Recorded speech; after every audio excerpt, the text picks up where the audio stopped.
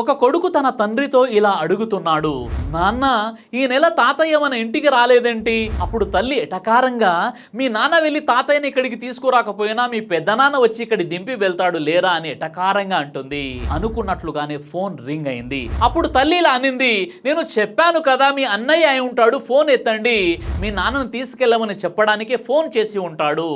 అప్పుడు తండ్రి, అవును అన్నయ్యే కాల్ చేస్తున్నాడు అంటూ ఫోన్ తీసుకొని మాట్లాడాడు. వాళ్ళ పెద్దనాన్నేమో ఇలా మాట్లాడుతున్నాడు, ఏరా ఎలా ఉన్నారు, ఏంటి ఇంకా రాలేదు నాన్నని తీసుకెళ్ళడానికి?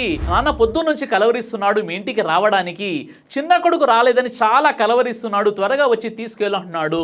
ఆ అన్నయ్య, ఇదిగో వచ్చేస్తున్నాను, ఆఫీస్లో కొంత పని ఉండి రాలేకపోయాను, ఇప్పుడే బయలుదేరుతున్నాను, ఫోన్ పెట్టేసి బయలుదేరుతున్నాడు.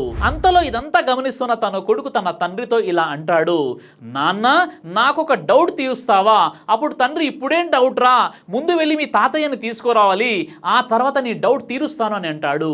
లేదు నాన్న, నా డౌట్ ఇప్పుడే తీర్చాలని ఆ పిల్లాడు మొండి పట్టుపడతాడు. అప్పుడు ఆ కొడుకు ఇలా అంటాడు, నాన్న తాతయ్యకి 2 కొడుకులు, ఒక నెలేమో మీరు చూసుకుంటున్నారు, మరొక నెలేమో పెద్దనాన్న చూసుకుంటున్నారు, ఇలా ఒక నెల మీరు ఒక నెల పెద్దనాన్న మార్చి మార్చి చూసుకుంటున్నారు.